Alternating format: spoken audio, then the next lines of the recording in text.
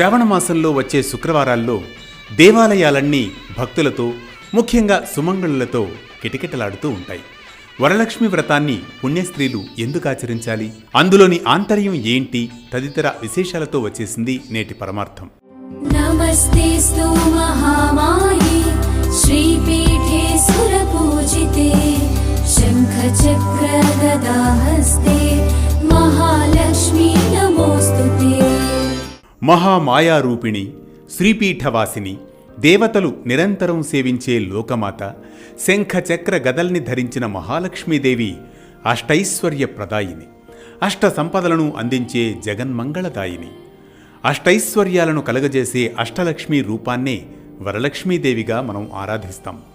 భక్తితో పూజించిన వారికి, కొలిచిన వారికి కొంగు బంగారమై వరాలనిచ్చే మహాలక్ష్మే వరలక్ష్మి. శ్రీ మహావిష్ణువుకు ప్రీతికరమైన మాసం శ్రావణ మాసం.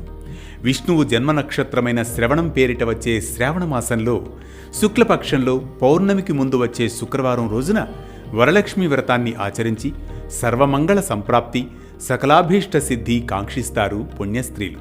అలాగే మంచి వరుడు కావాలని అమ్మాయిలు కూడా పూజిస్తారు.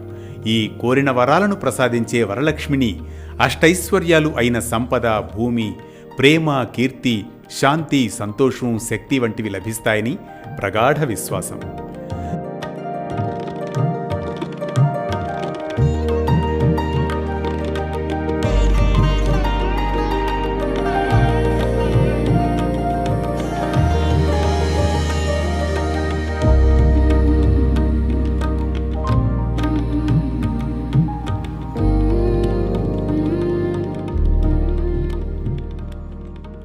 స్కాందపురాణం ప్రకారం పరమేశ్వరుడు వరలక్ష్మి వ్రతం గురించి పార్వతీదేవికి వివరించారట.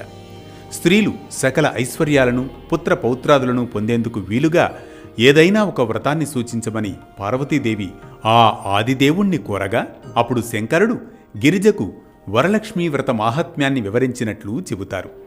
అదే సందర్భంలో శివుడు ఆమెకు చారుమతీదేవి వృత్తాంతాన్ని తెలియజేశారట. చారుమతీదేవి ఒక సుగుణవతి, వినయ విధేయతలు, భక్తి, గౌరవాలు గల యోగ్యురాలు. ప్రతిరోజు ప్రాతకాలమే నిద్రలేచి భర్త పాదపద్మాలకు నమస్కరించి ప్రాతకాల గృహ కృత్యాలను పూర్తి చేసుకున్న తదుపరి అత్తమామల సేవలో ధరించేదట. భర్త పట్ల ఆదరాన్ని, అత్తమామల సేవలు చేస్తూ చారుమతి ఉత్తమ ఇల్లాలుగా తన బాధ్యతలను నిర్వహిస్తూ ఉండేదట. అలాగే మహాలక్ష్మీదేవి పట్ల ఎంతో భక్తి శ్రద్ధలు కలిగిన చారుమతి అమ్మవారిని త్రికరణ శుద్ధిగా పూజిస్తూ ఉండేదట. ఆ మహాపతి వ్రత పట్ల వరలక్ష్మీదేవి అనుగ్రహం కలిగి స్వప్నంలో ఆమెకు సాక్షాత్కరిస్తుందట. శ్రావణ శుక్ల పూర్ణిమకు ముందు వచ్చే శుక్రవారం రోజున తనను ఆరాధించినట్లయితే కోరిన వరాలన్నీ ఇస్తానని ఆమెకు దేవదేవి అభయమిస్తుందట. అమ్మ ఆదేశానుసారం వరలక్ష్మి వ్రతాన్ని ఆచరించి చారుమతి సమస్త సిరి సంపదలను అందుకుందని ఈశ్వరుడు గౌరికి విశదపరిచినట్లు పురాణ కథనం. దీంతో పార్వతీదేవి కూడా ఈ వ్రతాన్ని ఆచరించి వరలక్ష్మి కృపకు పాత్రులైందని చెబుతారు. అష్టలక్ష్ముల్లో వరలక్ష్మీదేవికి ఓ ప్రత్యేకత ఉందంట. మిగిలిన లక్ష్మీ పూజల కంటే వరలక్ష్మి పూజ శ్రేష్టమని శాస్త్రవచనం. దక్షిణ భారతదేశంలో ఈ వరలక్ష్మి వ్రతాన్ని వివిధ సంప్రదాయాల్లో ఆచరిస్తారు. ఎవరు ఏ పద్ధతులు పాటించినా శ్రీలక్ష్మిని కొలిచే తీరు మాత్రం అందరిది ఒకటే.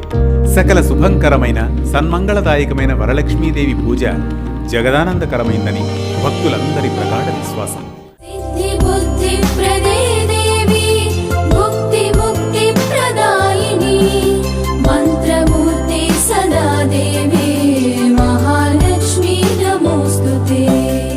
అమ్మవారిని షోడశోపచారాలతో పూజించి భక్ష్య భోజ్యాలను నివేదిస్తారు. 9 పోగుల తోరాన్ని చేతికి కట్టుకుని ప్రదక్షిణ నమస్కారాలు చేస్తారు. శివుడు పార్వతికి ఉపదేశించిన ఈ వరలక్ష్మి వ్రత విధానాన్ని ఆచరించినా, ఈ కథను విన్నా, ఈ వ్రతం చేసినప్పుడు చూసినా కూడా సకల సౌభాగ్యాలు, సిరి సంపదలు, ఆయురారోగ్య ఐశ్వర్యాలు సిద్ధిస్తాయట. ఈ వృత్తాంతాన్ని విని అక్షతలు శిరస్సుపై వేసుకోవాలి. ఆ తర్వాత ముత్తైదువులకు అందరికీ తీర్థ ప్రసాదాలు, తాంబూలాలు ఇవ్వాలని, తదుపరి పూజ చేసిన వారు కూడా వాటిని తీసుకోవాలని అంటారు. ఈ వ్రతాన్ని ఆచరించడానికి ఏ నిష్టలు, నియమాలు, మడులు అవసరం లేదని, నిశ్చలమైన భక్తి, ఏకాగ్ర చిత్తం ఉంటే వరలక్ష్మి వ్రతం ఎంతో